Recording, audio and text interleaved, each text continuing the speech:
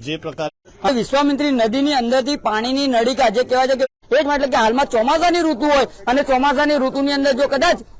જે નગરજનોને જો કદાચ કોલેરાગ્રસ્ત થશે અથવા તો કોઈ મોટી બીમારી થશે તો તેનો જવાબદાર કોણ? એટલે ક્યાંક ને ક્યાંક લાગી રહ્યું છે કે આરોગ્ય અધિકારીઓએ પણ એક્શનમાં આવવું જોઈએ અને આવા જે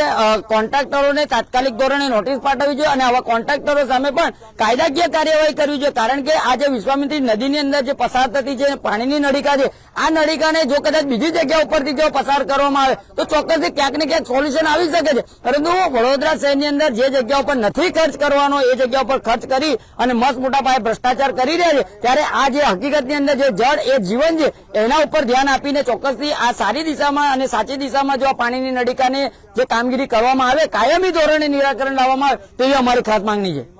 કમલેશભાઈ, જેવી રીતે અહીંયા અધિકારીઓ આવ્યા હતા તેનું નિરીક્ષણ કર્યું હતું,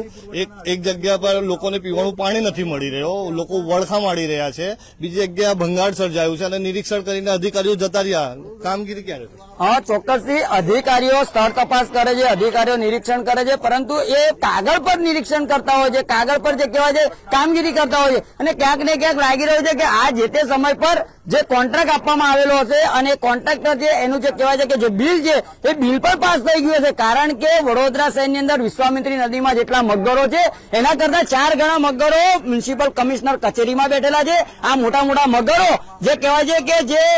કામગીરી કરવાની હોય છે, કામગીરી કર્યા બાદ જે કહેવાય છે નિરીક્ષણ કરવાનું હોય છે, એટલે ક્યાંક ને ક્યાંક લાગી રહ્યું છે કે આ મગરોને માછલીઓને જે કટકી મળી જતી હોય છે એના કારણે મત મોટા પાયે ભ્રષ્ટાચાર થતો હોય છે અને નાગરિકો હેરાનગતિ થતા હોય છે. એટલે ખાસ કરીને અમારી માંગણી એક જ છે કે જે આ અધિકારીઓ છે આ અધિકારીઓને સસ્પેન્ડ કરવા જોઈએ અને આ કોન્ટ્રાક્ટરોને બ્લેકલિસ્ટ કરવા જોઈએ, જેથી કરીને વડોદરા શહેરની અંદર આ રીતની બીજી વાર કોઈ ઘટના ન ઘટે, આ રીતની બીજી વાર કોઈ કામગીરી ન કરે, એ રીતની કામગીરી કોર્પોરેશનના મ્યુનિસિપલ કમિશનર સાહેબે કરવી જોઈએ.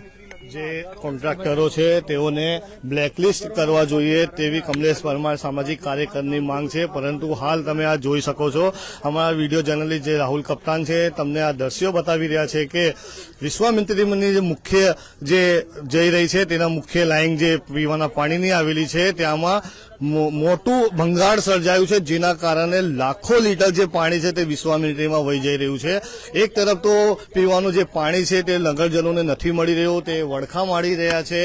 અને બીજી જગ્યા પર તમે જોઈ શકો છો કે પીવાના પાણીમાં લાખો લીટર જે છે તેનો બગાડ થઈ રહ્યો છે. આ વિશ્વામિત્રી જે છે વિશ્વામિત્રીની અંદરથી પસાર થતી પીવાના પાણીની લાઇનમાં ભંગાણ સર્જાયો છે. થોડી વાર પહેલા જ અહીંયા જે અધિકારીઓ છે તે નિરીક્ષણ કરીને ગયા, પરંતુ જે હવે કામગીરી હવે તેની ક્યારે હાથ ધરવામાં આવશે તે તો જોવાનું રહ્યું. વિડીયો જર્નલિસ્ટ રાહુલ કપ્તાન સાથે હું Abrar Sayyed, Spark Today News, Vadodara.